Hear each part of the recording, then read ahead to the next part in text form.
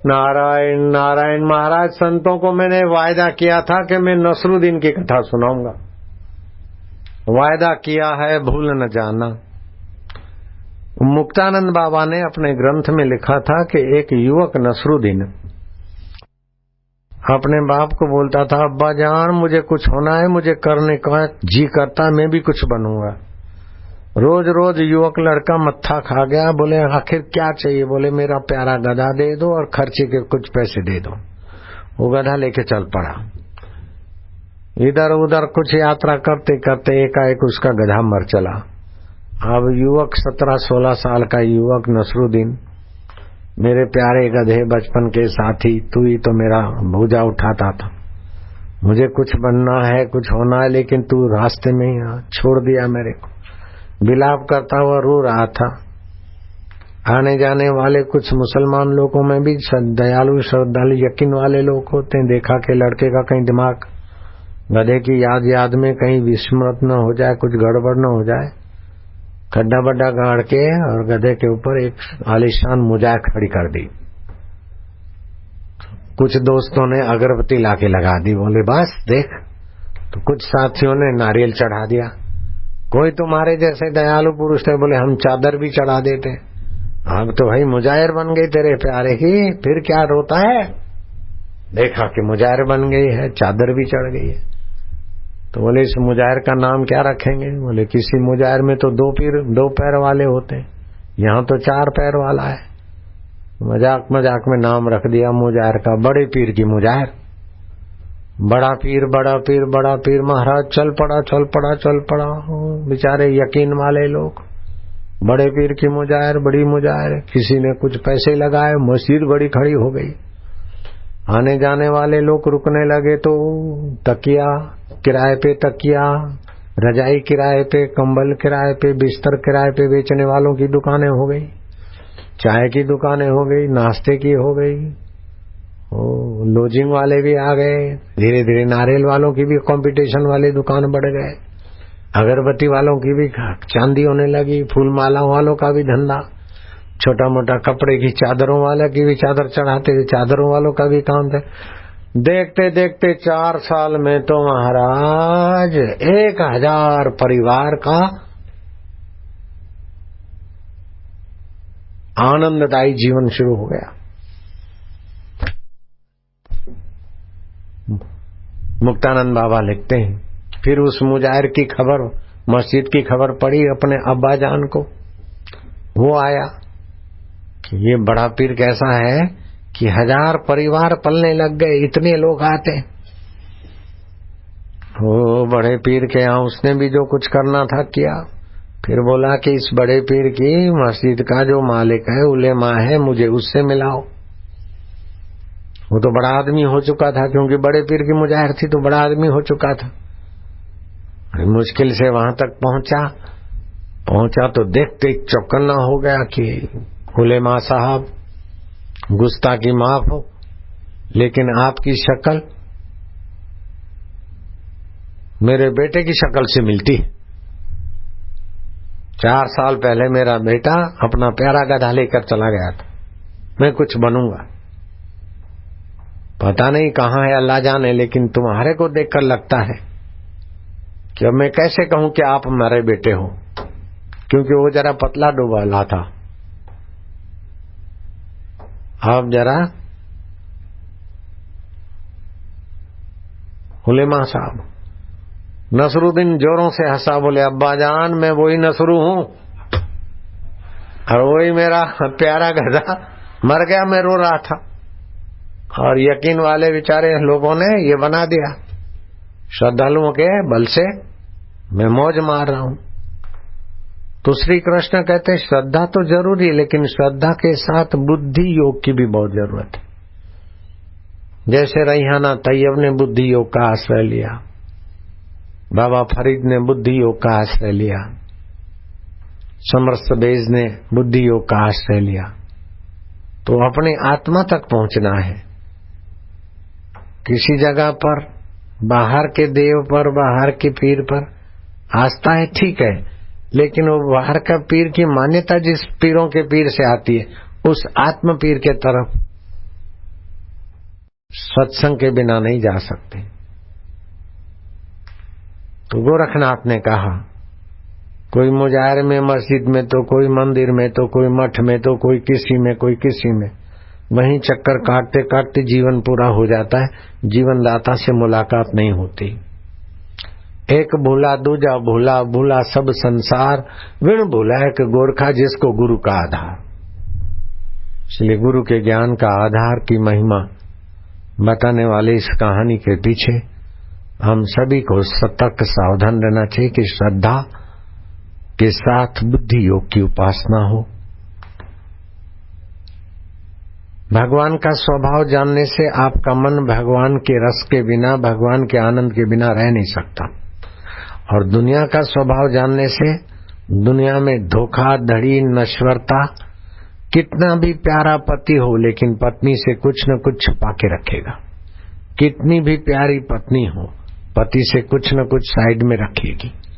कितना भी मित्र हो, कुछ न कुछ छुपा के रखेगा। कपट से भरा संसार, धोखे से भरा संसार। और सुंदरी हो, सुंदरा हो, जरा चमड़ा हटाकर मानसिकता से देखो तो नारक की चीजों से भरा हुआ संसार। नैन का चैन चुरा कर ले गई, कर गई नींद हराम। प्राणनाथ मैं नींद हराम कर गई। तुम नहीं आते कॉलेज में तो मैं तो रिसेस में आइसक्रीम क्या खाऊंगी, पानी की घूंट तक नहीं निकल सकती हूँ। प्राणनाथ वो बोलता है, चंद्रमुखी शादी हुई, कुछ दिनों में झगड़ा हुआ। बोले रांड तू तो चंद्रमुखी क्या है, तू सूर्यमुखी, लेकिन आज तो तू ज्वालामुखी हो गए। वो कहती है कि तुम बोलता था चंद्रमुखी है, सूर्यमुखी, अभी ज्वालामुखी कहते। बोले तू ही कहती थी मेरे को प्राणनाथ, लेकिन अब मुझे अनाथ कर दिया, किसी का नहीं रखा, न रिश्तेदारी का, न दोस्तों का, न समाज का, न जुआनी का, तबाह कर दिया। दिन दाढ़े सत्यानाश करके अंधा बना दिया रांड तूने मेरा। दिन को संभोग करने से आंखें जल्दी कमजोर होती है, आदमी जल्दी अंधा होता है। अमावस्या और पूनम को संभोग करने से विकलांग संतान पैदा होती। सूर्य ग्रहण, चंद्र ग्रहण के समय संभोग करने से बहुत बड़ी हानि होती। तो वासना को शुद्ध करना धर्म का काम है। तो कर्म अपने शुद्ध होंगे वासना शुद्धि से, और वासना शुद्ध होगी ज्ञान की शुद्धि से, और ज्ञान मिलेगा सत्संग से। इसीलिए जो सत्संग देता है, दिलाता है, सत्संग देने दिलाने में जो साझीदार हो जाता है, वो मानव जात का परम हितैषी है। 8 प्रकार के दान होते हैं, कन्यादान, भूमि दान, सुवर्ण दान, गौ दान, गौ रस दान,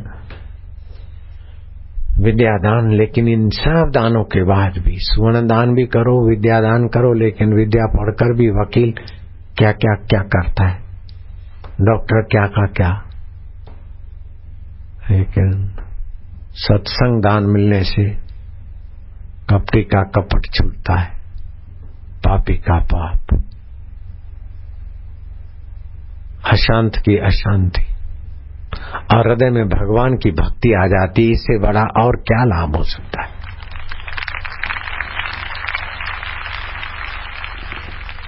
तो चलें, बड़े पीर के दीदार के लिए जाना हो तो आप जा सकते हैं। बड़े पीर के पास चलें क्या अपन?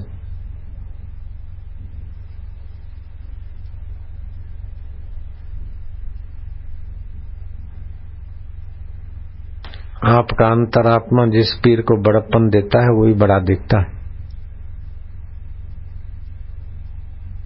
न जाने जीवन में कितने कितनों को बड़प्पन देकर सुकड़ते रहे, उस बड़प्पन देने वाले दाता के तरफ आकर जरा सा विश्रांति ले लो, तुम्हारा तो मंगल हो जाएगा, तुम्हारा दीदार करने वाले का भी मंगल होने लगेगा।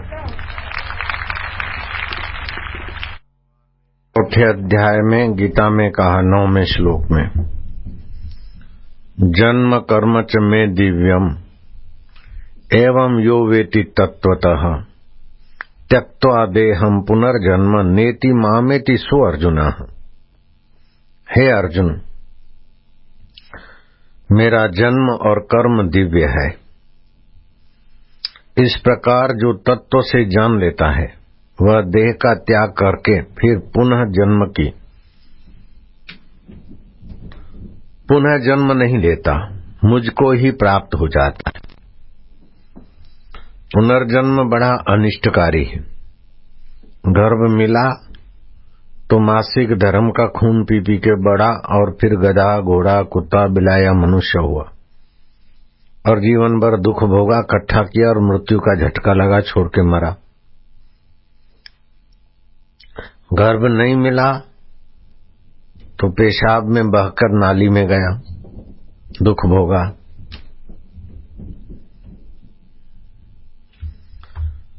वेत्ति तत्वतः अर्थात तत्व से जानने से अविद्या का नाश होता है। पुनर्जन्म न, अविद्या मिटी तो पुनर्जन्म नहीं होता।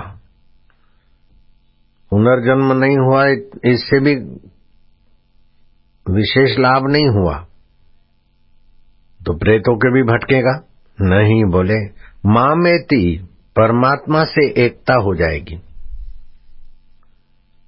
तो सारे अनर्थों की निवृत्ति, सारे दुखों का अंत और परमात्मानंद की प्राप्ति। अनिष्ट की निवृत्ति होना, दुख मिट गया ये कोई बड़ी बात नहीं है।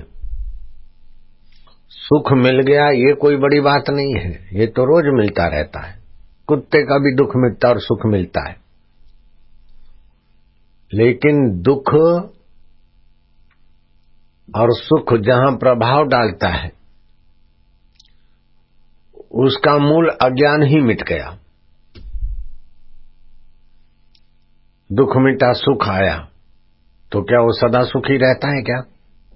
नहीं, बीमारी आती है उसे, बुढ़ापा आता है, मृत्यु आती, दुख आता है।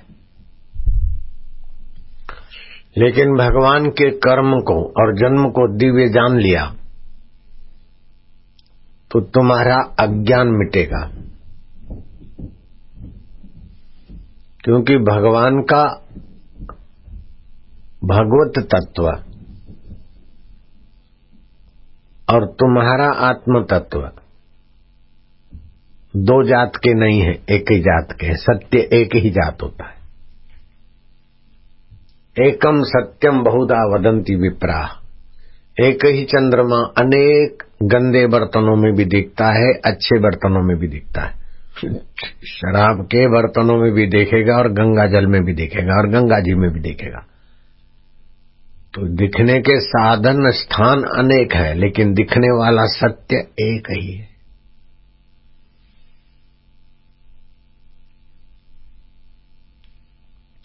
दुनिया के सारे विज्ञानी,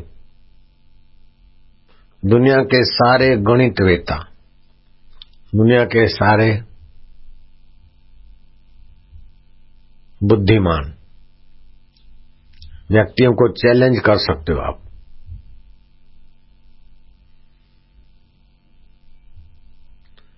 कि जो आपके समझ में आता है, जो आपको दिखता है,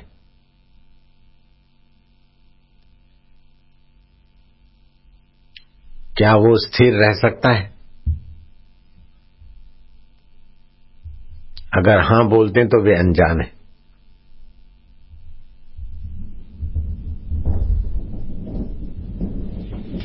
जो दिखे सो चालनहार, यत दृश्यम तत् अनित्यम।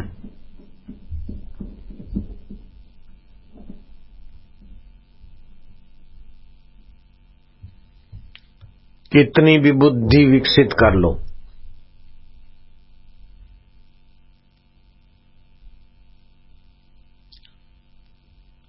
चाहे बुद्धि से दिखे, चाहे अनुमान से दिखे, चाहे कल्पना से दिखे, वो स्थिर तत्व नहीं है।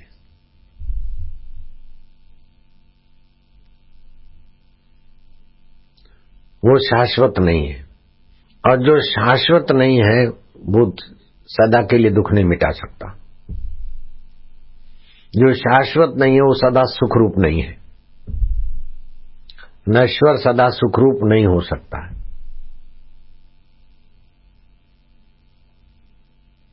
क्या ख्याल है? जो स्वयं नाश हो जाएगा वो सदा सुख क्या देगा? और हम चाहते हैं सदा सुख। भगवान करे आज सुखी रहो और कल तुम्हारे को जेल हो जाए। अरे बाबा, ये आप शुक्र नहीं। यहां सुखी रहो, मरने के बाद नरक मिले, नहीं चाहेंगे।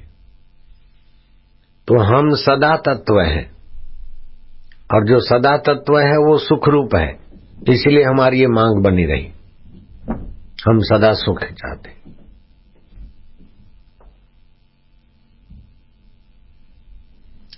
तो उस हमारे सदा तत्व को जानने के लिए पहले के जमाने में महापुरुषों का ही आदर, पूजन, उपासना होती थी।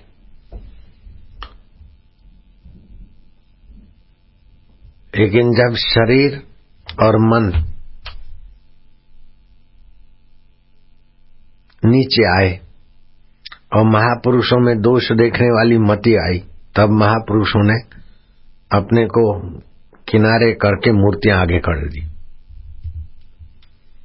नसरुद्दीन के पीर भी उसके बाद ही पूजे गए।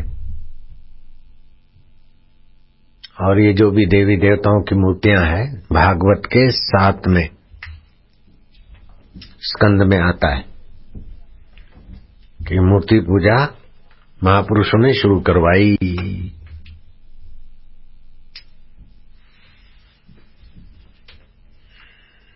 मूर्ति पूजा का उद्देश्य है कि मूर्ति पूजा करते करते अमूर्त को पाए हुए गुरुओं के द्वार तक पहुंचो, और अमूर्त तत्व को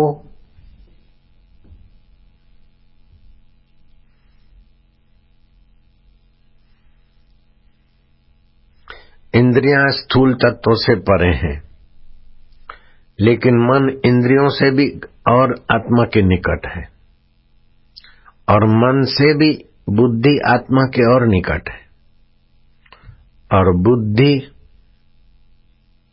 उस आत्मा को जान नहीं सकती। बुद्धि के जानने में जो आएगा वो बुद्धि का बच्चा होगा।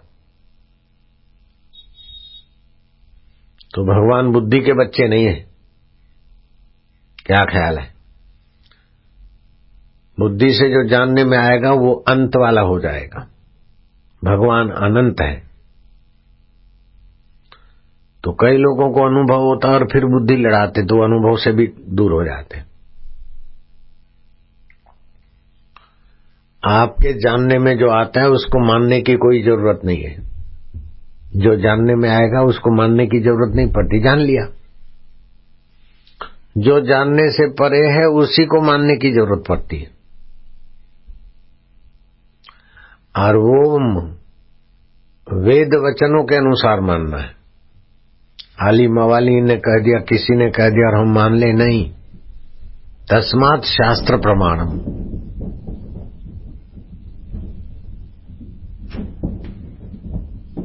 भगवान अर्जुन को कहते तत् विद्धि प्रणिपातेन परिप्रश्नेन सेवया उपदेशन्ति ते ज्ञानम ज्ञानिनः तत्वदर्शिनः।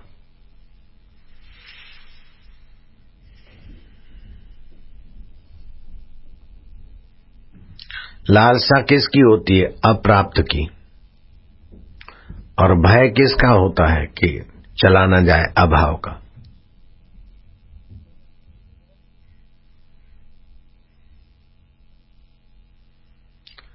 लेकिन जहां लालसा और भय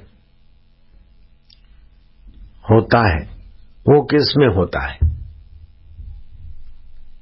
सत्य में लालसा होती है क्या? भय होता है क्या? लालसा होती है मन में, भय भी होता है मन में।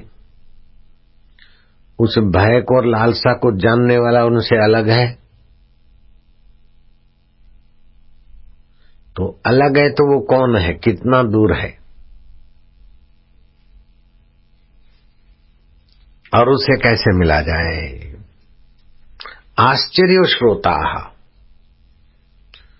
उसके विषय में सुनने वाला श्रोता आश्चर्यकारक है। कुशलोश्च वक्ता, उसका ज्ञान देने वाला महापुरुष ब्रह्मवेता बड़ा कुशल है।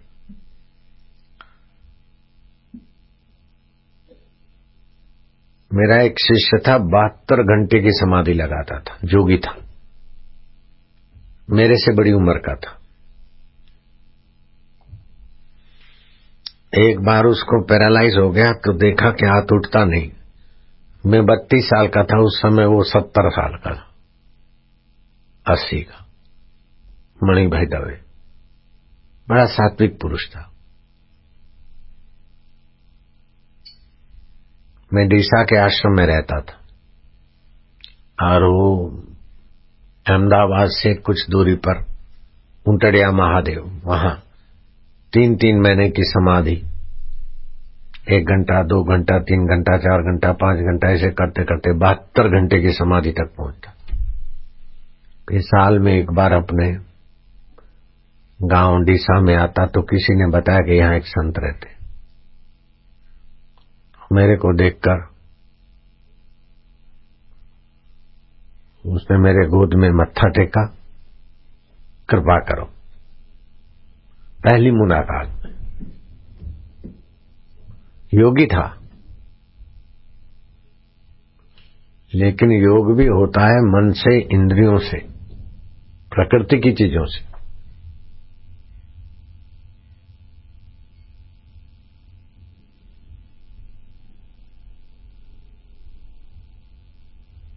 बाद में वो मेरे को श्रद्धा पूर्वक अपने जहां साधना करता है वहां ले गया और मैं वहां रहा कुछ दिन। मणि भाई दवे उनका नाम था। वो 80 साल के, 78-80 के थे। शिष्य 80 साल का और गुरु 30 साल का। शिष्य 80 साल के जनक और गुरु 12 साल के अष्टावक्र।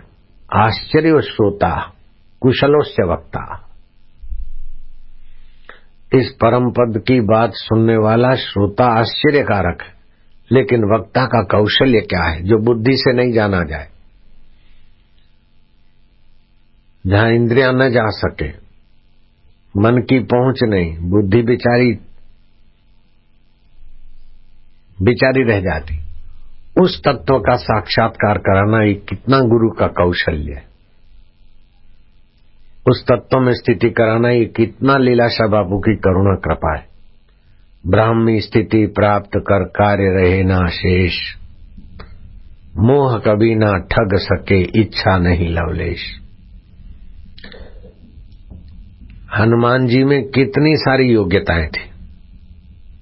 विद्वान थे, बुद्धिमानों के अग्रगण्य थे, रूप बदलने की विद्या थी, राम जी की परीक्षा लेने की योग्यता, बटुक ब्राह्मण होकर गए थे और जान लिया, पा लिया। फिर सुग्रीव के विषय में सुनाया तो राम जी कहते हैं सुग्रीव को लाओ। बोले प्रभु नहीं, बीमार साधारण बीमार हो तो वैद्य के पास आएगा, लेकिन विशेष बीमार है तो वैद्य को वहां जाना चाहिए। आप मेरे कंधे पर बैठो और उसके पास आप चलो। ऐसे बुद्धिमान हनुमान जी। बिन शर्ती शरणागति ले ली हनुमान जी ने और इतनी सारी सेवा की। बदले में क्या मिला? श्री राम जी ने सीता जी को संकेत किया। जब विभीषण का कीमती मोतियों की माला राम जी को राज्य स्वागत में भेंट मिली, राम जी ने सीता जी को दी, सीता जी ने हनुमान जी को दी। हनुमान जी देखते कि यहाँ राम का तत्व नहीं तो ये मोतियों की माला किस बात काम की। माला तोड़ी, एक एक मन का देख के फेंक रहे। ज्वेलर जवेरी कहते हैं कि ये तो बंदर है। अरे मूर्ख, तेरा बाप हनुमान जी भगवान स्वरूप है, इनको तो झमरुक देना चाहिए था।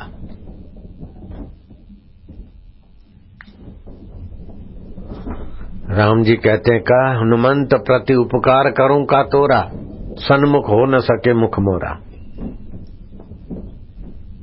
ऐसे हनुमान जी को राम जी और सीता जी तत्व ज्ञान का उपदेश देते। हनुमान जी आश्चर्यकारक श्रोता है और कुशल है वक्ता सीताराम। जब तत्व ज्ञान का उपदेश मिला तो राम जी पूछते कि हनुमान अब मैं कैसा दिखता हूं? बोले जगत दृष्टया ईश्वरो तुम जीवो अहम, व्यवहार दृष्टया स्वामी तुम सेवको अहम, तत्व दृष्टया तवैवाहम, जो तुम हो वो मैं हूं। राम जी स्नेह से हनुमान जी को आलिंगन देते। राम लक्ष्मण जानकी जय बोलो हनुमान की। ये ऐसा है ब्रह्म ज्ञान। आश्चर्य श्रोता कुशलोश्च वक्ता। स्नातम तेन सर्व तीर्थम, उसने सारे तीर्थों में नहा लिया। दातम तेन सर्वदानम, उसने सब कुछ दान कर दिया। कृतम तेन सर्व यज्ञम, उसने सारे यज्ञ कर दिए। ये न क्षणम मनः ब्रह्म विचारे स्थिरम कृत्वा, एक क्षण के लिए अपने ब्रह्म विचार में मन को टिका दिया, उसके सारे तीर्थ हो गए, सारे यज्ञ हो गए, सारे पितरों का तर्पण हो गया। ये ऐसी ब्रह्म विद्या है। यह ब्रह्म विद्या शुकदेव जी महाराज ने राजा जनक से पाई थी।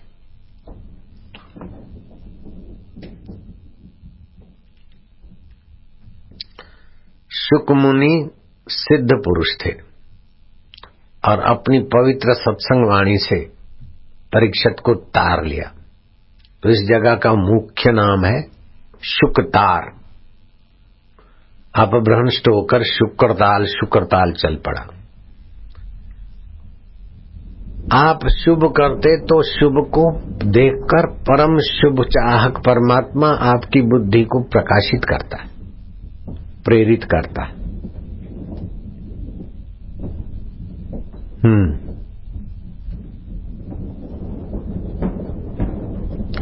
और प्रकाशित प्रेरित करते करते आपको यहां तक पहुंचा देता है। न जायते म्रियते वा कदाचिना, न अयम भूत्वा भविता वा न भूयः, अजो नित्य शाश्वतो अयम पुराणो न हन्यते हन्यमाने शरीरे। यह शरीर को चलाने वाला, बुद्धि का दृष्टा, न कभी जन्मता है और न मरता है। यह उत्पन्न होकर फिर होने वाला नहीं, और यह जन्म रहित नित्य निरंतर रहने वाला शाश्वत और पुराण अर्थात अनादि। अभी शुरू हुआ ऐसा नहीं, अनादि है। शरीर के मारे जाने पर भी यह नहीं मर जाता।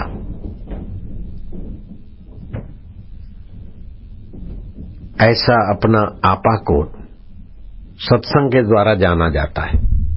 आश्चर्य श्रोता कुशलोस्य वक्ता, इसको सुनने की प्यास रखने वाला श्रोता भी आश्चर्यकारक, और सुनाकर स्थिति कराने वाला वक्ता भी परम कुशल। नहीं तो तन सुखाए के पिंजर कर ले, 60-60 हजार वर्ष की समाधि करने वालों का भी दुख नहीं मिटा। हिरण्याकश्यप ने किया, वासना नहीं मिटी। ऐसा बनूं, ऐसा बनूं, ऐसा बनूं, सब बनने के वरदान मिल गए, फिर भी दुख नहीं मिटा।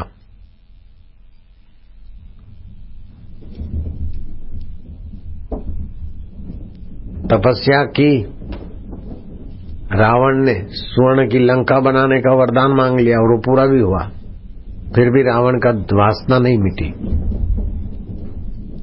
तन सुखाए पिंजर कियो धरे रैन दिन ध्यान, तुलसी मिटे न वासना बिना विचारे ज्ञान। शबरी की वासना टिकी नहीं और रावण की वासना मिटी नहीं, प्रहलाद की वासना टिकी नहीं और हिरण्याकश्यप की वासना मिटी नहीं, क्योंकि वे भगवान के होकर भगवान का भजन करते थे। देवम भूत्वा देवम यजेत। हम अपने बल से त्रिभुवन के, ब्रह्मांडों के, अब त्रिभुवनपति कहना भी भगवान को गाली देने जरा है।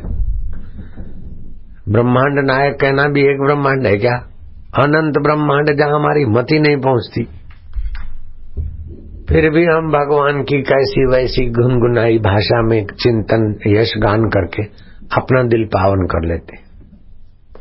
अजब राज है इस मोहब्बत के फंसाने का, जिसको जितना जैसा आता है गाए चला जाता है। अपनी वाणी और मति को भगवत भाव से भर देता है, बाकी भगवान व्याख्या का विषय नहीं। सारे विषय पैदा होकर विलय हो जाते हैं, और सारे विषयों का जो प्रकाशक है वो परम पुरुष दिव्य है। परम पुरुषम दिव्यम याति पार्थानुचिंतयेत्। चिंतन करते करते ऐसी जगह जाओ जहां से चिंतन की धारा ही निश्चिंत नारायण में विश्रांति दिला दे। इसमें कहते हैं गुरु कृपा ही केवलम। परीक्षित राजा पर ऐसे सुखदेव मुनि गुरु की कृपा थी। परीक्षित, ये मरने वाला जन्मने वाला मैं देह हूं, इस दुर्बुद्धि का त्याग करो। तक्षक मुझे काटेगा? नहीं गुरुदेव, आपकी कृपा है।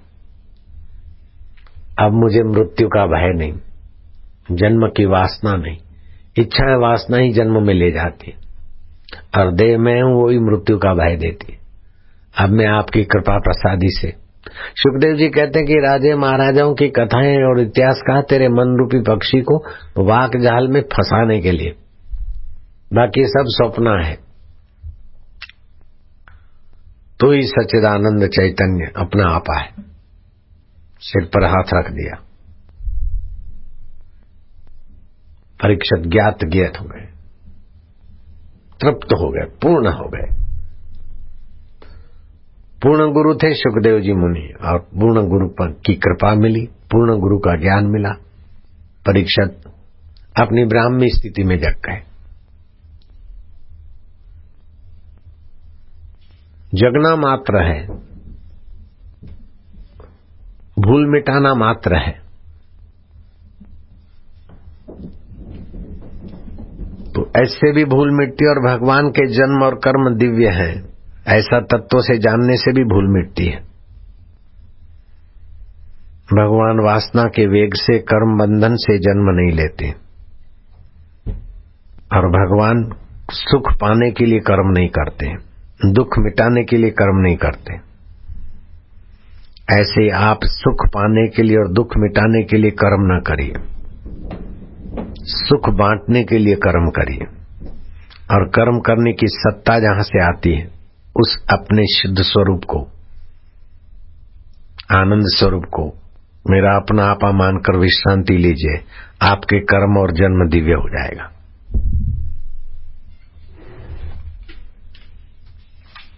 जैसे चावल की देग में एक चम्मच चावल को जान लिया तो कितने सीजे हैं, पके हैं, कच्चे हैं, पूरी देग की स्थिति है। ऐसे आप भगवान के जन्म और कर्म की दिव्यता जान लो तो आपको अपने जन्म और कर्म की दिव्यता का ज्ञान हो जाएगा। अपने जन्म और कर्म की दिव्यता को जान लो तो भगवान के स्वरूप का ज्ञान हो जाएगा। सत्य दो नहीं होते। भगवान सत्य है तो तुम्हारा आत्मा असत्य नहीं हो सकता। उड़िया बाबा बहुत ऊंचे कोटि के संत हो गए। हरि बाबा, उड़िया बाबा, आनंदमयी माँ, अखंडानंद जी, ये सब एक दूसरे से मिलने जुलने दर्शन करने वाले सब। हाथी बाबा, एक दिन उड़िया बाबा जैसे उच्च महापुरुष से किसी ने पूछा कि महाराज ज्ञानी का शरीर तो हाड़मास का है, उनका आत्मा ब्रह्म है। अरे बोले बावरे, ब्रह्मवेता ब्रह्मवित्त भवती, जिनके शरीर में ब्रह्म ज्ञान प्रकट हुआ है उनका तन भी चिन्मय होता है, मन भी चिन्मय, मति भी चिन्मय। ये तो साधक को विवेक कराने के लिए, हाड़मास के शरीर से वैराग्य कराने के लिए, विकार से, दुष्चरित्रता से दूर करने के लिए कहा गया। लेकिन जो आत्मरामी है उन महापुरुष की तो पैरों तले वाली धूली भी सिर चढ़ाकर लोग भाग्य बनाते थे। ज्ञानी महापुरुष को भी हाड़मास का शरीरधारी मानना, ये अपराध वाली मति का त्याग कर, नहीं तो दोषी हो जाएगा।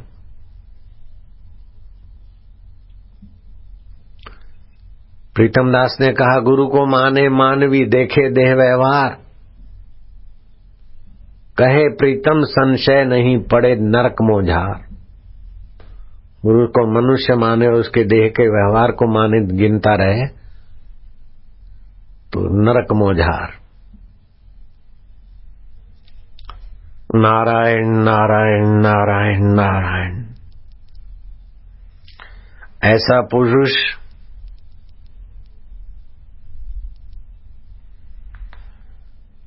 खिद्योपि न खिद्यते।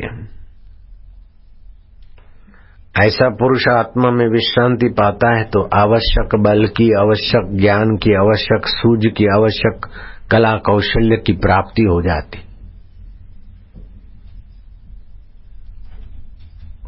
सुखदेव मुनि के सतपात्र शिष्य श्याम चरण दास जी, जो बाद में चरणदास महाराज के नाम से प्रसिद्ध हुए, पढ़ाने वाले थक गए, पढ़े करते ही नहीं, लेकिन ऐसा पढ़े कि पढ़ाने वाले भी उनके चेले हो गए। मैं तो कई बार कह चुका हूं कि आप में जो योग्यता है उसका लाखवां हिस्सा मुश्किल से विकसित हुआ है। विवेकानंद भी बोलते थे इस बात को। बाकी की योग्यताएं ऐसे ही पड़ी हैं। लाखवां हिस्सा अपनी योग्यता का विकसित करके मनुष्य अपने को बुद्धिजीवी मान लेता है और बुद्धि बेच बेच के मरने वाले शरीर को सुख सुविधा में जिलाता है, लेकिन उसका सुख सुविधा टिकता नहीं और दुख मिटता नहीं, जन्म मरण का दुख मिटता नहीं। इसलिए भगवान इस बात पर राजी नहीं है कि आप बुद्धिजीवी हो जाओ, आप बुद्धिमान हो जाओ, आप बुद्धू रह जाओ, इस पर भी भगवान प्रसन्न नहीं है। बुद्धिमान हो जाओ तो बुद्धि के हवा में जीने वाले बुद्धिमान। उन बुद्धिमानों को पता ही नहीं चलता कि जरा पेट का पानी रुक जाए, पेशाब रुक जाए, तभी तुम्हारी बुद्धि मारी जाती। दूसरे की बुद्धि की शरण लेते हो। जरा सिंगल डबल रुक जाए तो भी दूसरे की बुद्धि की शरण लेते हो। न बुद्धिमान बनो, न बुद्धिजीवी होकर शरीर की सुख सुविधा में उलझो, न शरीर की बीमारी को अपनी बीमारी मानो। मुझे एक सिद्ध पुरुष मिले थे। मेरे एक मित्र संत ने पूछा कि महाराज, संत की पहचान क्या, संत की शोभा क्या? बोले सहजता, सरलता, मेरा अभिमानिता, ये संत का भूषण है। नारेश्वर में थे, नर्मदा किनारे रहते थे, अच्छी विश्रांति के धनी थे। फिर उनसे पूछा कि आप सिद्ध पुरुष हैं, फिर भी आपके मन में अभी क्या इच्छा रहती? बोले कोई साधु संत है तो मैं अपने हाथों से भोजन बना के उनको खिलाऊं तो ये मेरे को अच्छा लगता है। सिद्ध पुरुष थे।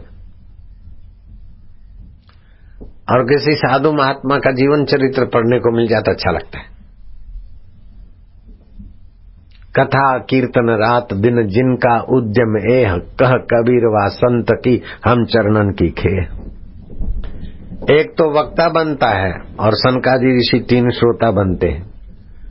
नीचे बैठने से उनको अपने में हीन भाव नहीं आता और ऊपर बैठने वाले को अपने में अहम भाव नहीं आता। ये संतत्व की पहचान है।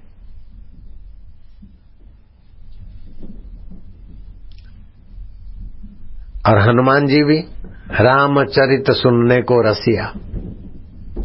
भगवान शिव जी पार्वती को अगस्त ऋषि के आश्रम में ले जाते सत्संग सुनने को। भगवान राम जी सीता जी को ले जाते हैं वशिष्ठ आश्रम में। वनवास के समय भरद्वाज आश्रम, अंगिरा आश्रम, सती अनुसुया के आश्रम में, अत्रि आश्रम में ले जाते हैं। सत्संग तो भगवान को भी चाहिए, संत महात्मा को भी चाहिए। जो सत्संग नहीं करेगा तो कुसंग करेगा। पहलवान बुढ़ा हो जाए, पहलवानी छोड़ दे, फिर भी कहीं दंगल होता हो तो पहलवान उस दंगल को देखे बिना चुप नहीं बैठेगा। महात्मा लोग एक मजा की बात सुन लेना। एक पहलवान था, कुश्ती में खूब आगे निकल गया। कई तहसीलों को और कई जिलों को अपनी कुश्ती से चकित करता हुआ, जय जयकार झेलता हुआ अपने राज्य के पास पहुंचा कि इस राज्य का सर्वोत्तम पहलवान मैं हूं, मुझे राज्य का सर्वोत्तम पहलवान घोषित किया जाए। राजा बड़ा चतुर था, बोले इस राज्य में तुम्हारे गुरु नहीं रहते हैं क्या? बोले गुरु जी तो रहते हैं लेकिन वो बूढ़े हो गए। पहलवानी में मैं एक हूं, राज्य पहलवान मुझे घोषित किया जाए। बोले तुम्हारे गुरु के होते हुए तुम राज्य के पहलवान घोषित कैसे हो सकते? अपने गुरु को मना लो, वो जरा सहमत हो जाए, तुम्हारे साथ कुश्ती करे और तुम अपने गुरु को चित्त कर दो। दो ही तो काम है, एक बार ऐसे दबा दिया कि धरती सूंघ गए और दूसरी बार ऐसे छाती पे बैठ गए कि आसमान के तारे दिखे। बस दो दाव है। अपने गुरु बूढ़े हैं तो दो दाव मार के दिखा दो तो हम तुमको राज्य का पहलवान घोषित कर देंगे। अब मानपुड़ी है जहर की, खाए सो मर जाए, चाह उसी की राखता वो भी अति दुख पाए।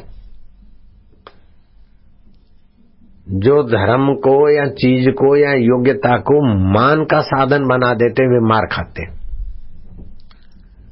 अहम बढ़ाने की चीज नहीं है धर्म, अहम मिटाने की चीज है धर्म। अथवा कोई भी योग्यता है तो अहम सजाने के लिए नहीं है, अहम को भगवान में विसर्जित करने के लिए योग्यता है। लेकिन अयोग्य में कोई योग्यता आती है तो अयोग्य की योग्यता भी अयोग्यता का रूप ले लेती है। जैसे जठराग्नि जिसकी प्रदीप है, ऐसे भीम को जहर दिया गया तो वो भी पचाकर बल बढ़ा दिया। और बीमार आदमी को, अयोग्य व्यक्ति को मिठाई दो तो भी रोग बना देगा। और जो लोग खीर खाते तो दूध उबलता है ना, घाटा होता है, वो आगे चल के फिर ब्लॉकेज करता है। खीर कैसे बनानी चाहिए कि चावल पानी में पक जाए फिर दूध डाले और एक दो उफान आ जाए, हो गई खीर। अगर दूध घाटा करके खीर बना के खाते हैं तो खबरदार, बुढ़ापे में वो खबर ले लेगा, खीर हमारी खीर निकाल देगा। मैं बात बोल रहा था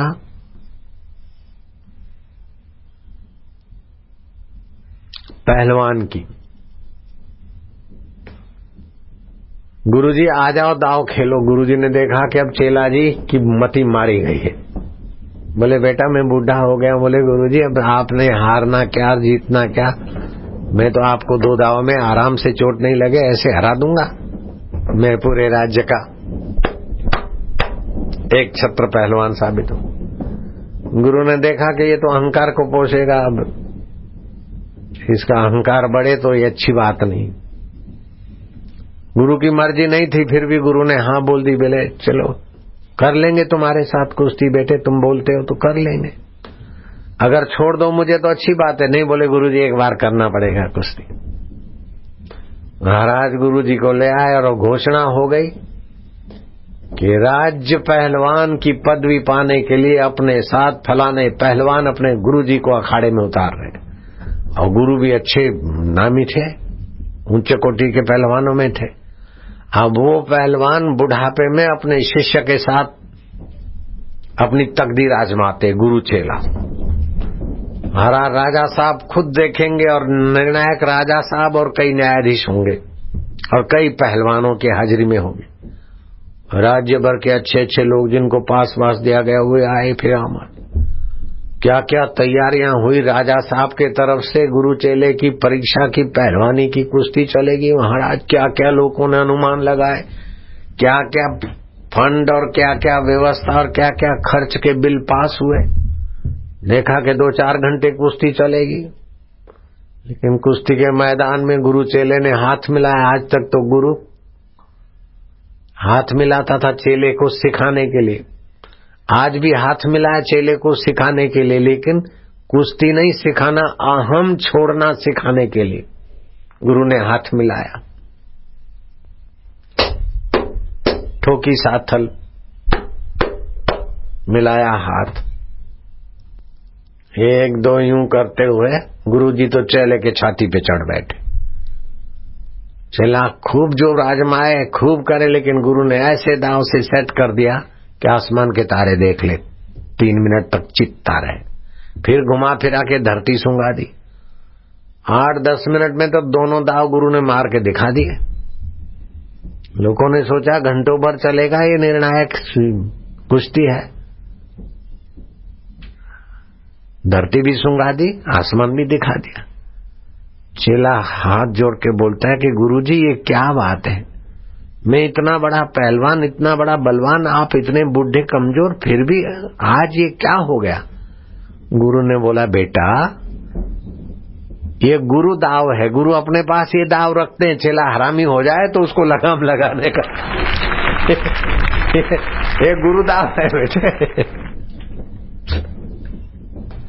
तो तत्व ज्ञान एक ऐसा गुरु दाव है कि कोई चेला कितना भी बड़ा हो जाए तत्ववेता के आगे वो लगाम में ही रहेगा। एक मंत्री मेरा चेला था, रेवेन्यू मंत्री करशन भाई चौधरी, गुजरात का रेवेन्यू मिनिस्टर था। 8-8 दिन आश्रम में रहता, झाड़ू बुहारी भी कर ले, सत्संग भी सुने, और उसको लगा कि अब मेरे को बहुत अच्छी स्थिति में तो था, लेकिन फिर वो नेता था तो धीरे से अपनी मनमानी मेरे से करवाने की कोशिश की। मैं क्या मंत्री है तो तू अपने घर का है, खबरदार। उसने आना जाना छोड़ दिया। अपन घर पे योग वशिष्ठ पढ़ेंगे, हम भी आत्मा है, ब्रह्म है। और कुछ अपने दूसरे चेलों की झुंड भी बना लिया, जिसमें शिवलाल काका को भी ले लिया, ट्रस्टी को भी, मेरे भाई को भी अपने बातों में थोड़ा लेने की कोशिश की। तो घाट वाले बाबा हरिद्वार में बिरला घाट पर घाट वाले बाबा रहते, वो मेरे मित्र संत थे, वो भी ऊंची पहुंच के धनी थे। जगत गुरु शंकराचार्य की पदवी पाए हुए संत भी उनको मत्था टेकने को आते थे। घनश्याम बिरला उनके पास आए, बोले सेवा बताइए। बोले दोबारा नहीं आना, यही सेवा है। बड़े लोग आएंगे तो फिर मेरे को और लोग रहने नहीं देंगे।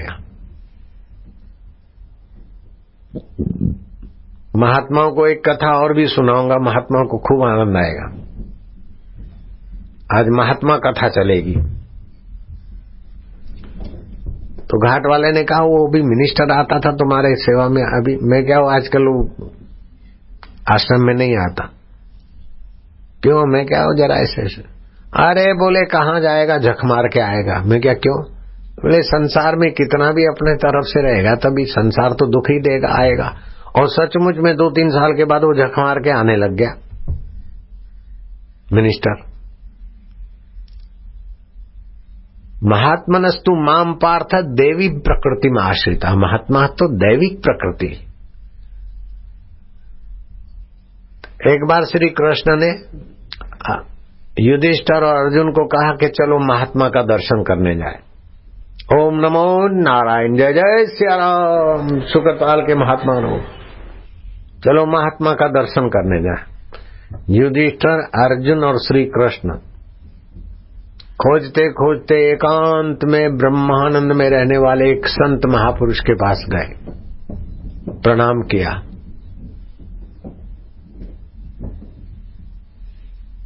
युधिष्ठिर एक टक महात्मा को देखते देखते युधिष्ठिर महाराज रोने लग गए।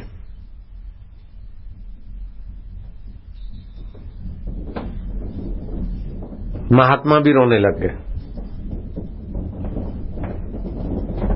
बड़े ऊंचे कोटि के महात्मा थे, वो भी रोने लग गए। अर्जुन भी रोने लग गया, श्री कृष्ण भी रोने लग गए। चारों के चार रोए भाई। देखो भगवान अनंत है, बाकी रोने का भी अंत है, हंसने का भी अंत है, प्रोग्राम का भी अंत है। आज शाम को आने का भी अंत, जाने का भी अंत, जन्मने का भी अंत, मरने का भी अंत। भगवान ही अनंत है, बाकी सब अंत वाला है। रो रो रो रो के जितना भी रोना था रो डाला, फिर चुप हो गए। तो श्री कृष्ण ने, अर्जुन ने कृष्ण से पूछा कि माधव तुम क्यों रोए? माधव ने कहा मैं क्यों बताऊंगा, पहले अपने भैया से पूछो, पहले शुरू ये हुए थे। तो युधिष्ठिर महाराज आप क्यों रोए? बोले मुझे अपने राज्य पाट और वैभव होने पर भी इतनी शांति नहीं जो महात्मा आत्म सुख में तृप्त है। मनुष्य जीवन का फल तो इन्होंने पाया और मैं तो मनुष्य जीवन नष्ट कर रहा हूं। ये करो, वो करो, ऐसा करो, वैसा करो, कुल मिला के तुम लोग मुझे सुख दो, मैं तो सुख का भिखारी हूं। ये महात्मा तो सुख के दाता, अपने सुख स्वभाव में, ब्रह्म स्वभाव में मस्त है। तो कहाँ महात्मा ने अपना जीवन ऊंचा बना लिया? त्याग से, ब्रह्म शांति से, ध्यान से। और कहाँ मैंने भोग से अपने जीवन को कंगाल बना दिया। मंत्री आज्ञाकारी हो, अब नाचने वाले हो, ये हो, वो हो, फौज हो, तभी भी मैं सुख चाहता हूँ, और सुख तो टिकता नहीं। तो कहाँ मैं राजा होते हुए भी कंगाल, और ये कहाँ महाराज अकिंचन होते हुए भी राजाओं को भी शर्मिंदा कर दे, ऐसे सुख के धनी। मैंने अपना जीवन खो दिया राज वैभव सुख सुविधा में। इस बात का मुझे रुदन होता है।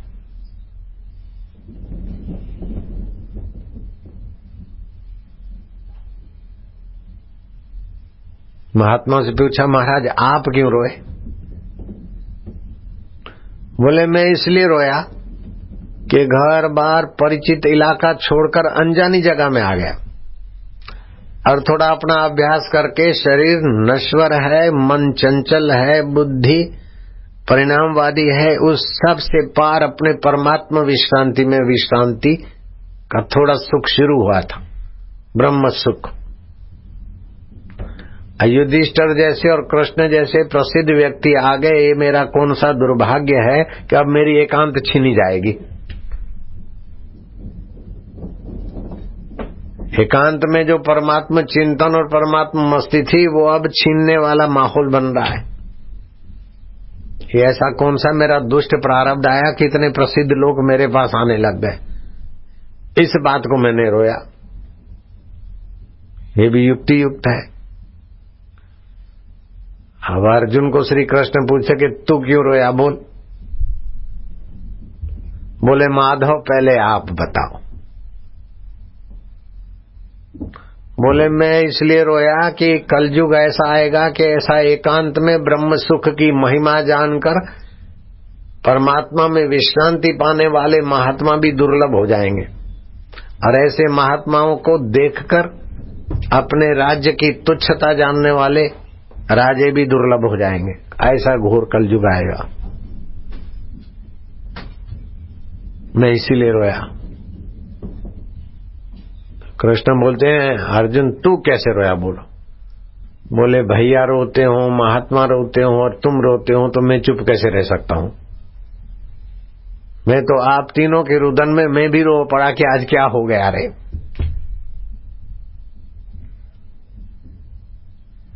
ओम नमो नारायण।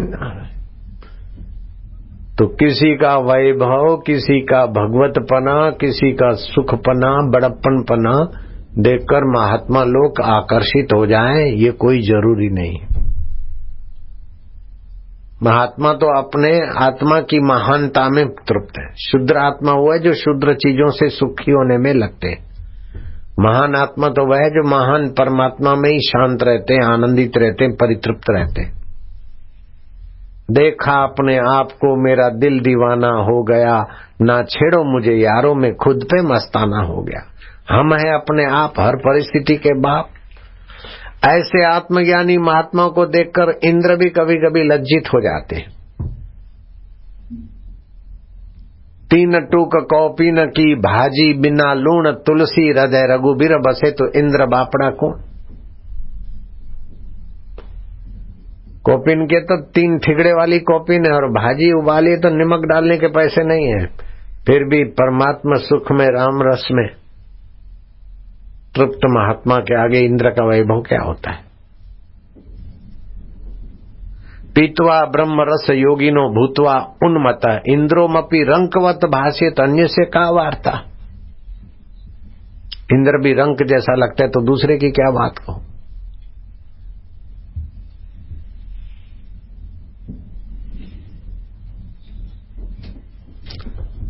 इंद्र ये बात मानते हैं कि मेरे पास अप्सराएं नाचे, गंधर्व गाएं, साजी साज बनाए, तब मैं सुखी। और महात्मा तो अपने आप में तृप्त है, और उनकी निगाह पड़ती तो लोगों को भी सुख शांति मिलती है। स तृप्तो भवति, स अमृतो भवति, स तरति लोकांतार्यति।